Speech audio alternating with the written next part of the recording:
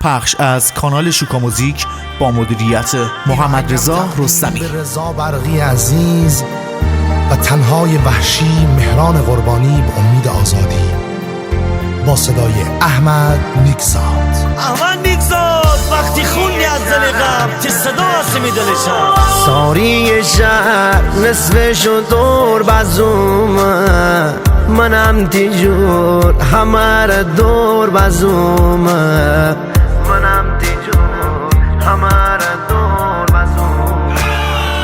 حسن انده شما به سمتی هر روز امشویدو دلبر باییتم افاز امشویدو دلبر باییتم افاز از بالای شهر تا پایین شهر هوا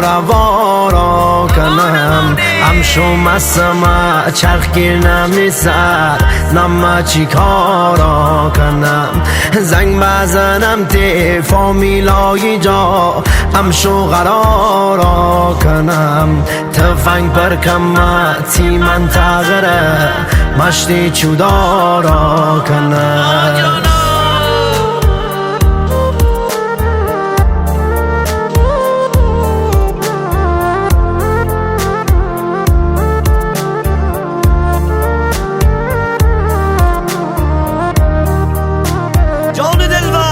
پیک ساقی با به من آخر کاری ها کردی یاقی با به من شیده لیدا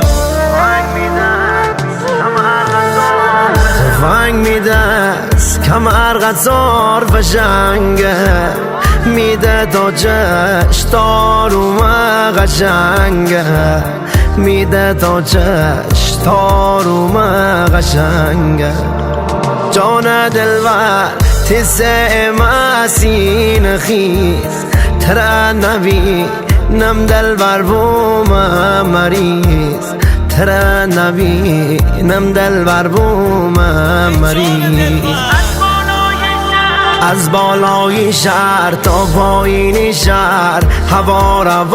را کنم امشو مسمه چرخ گیر نمیسر نمه چی کارا کنم زنگ بزنم تی فامیلای جا امشو قرارا کنم تفنگ پرکم تی منطقه مشتی چودارا کنم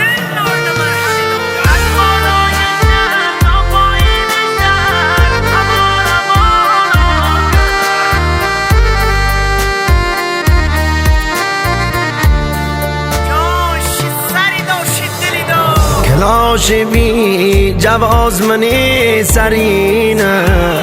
هر جا شما دشمن منی کمینه هر جا شما دشمن منی کمینه تنهای و شیمه حال غمگینه زندون برد ما می پرونده سنگینه زندون برد ما می پرونده سنگینه از بالای شهر تا پایین شهر هوا را کنم امشو مسمه چرخ گیر نمیسر نمه چی کارا کنم زنگ بزنم تی فامیلای جا امشو قرارا کنم تفنگ پرکم تی منطقه مشتی چودارا کنم دل مست و چشم ماری دا نشنه دل انتظاری دا بامینه با هنرمندی عارف شیخی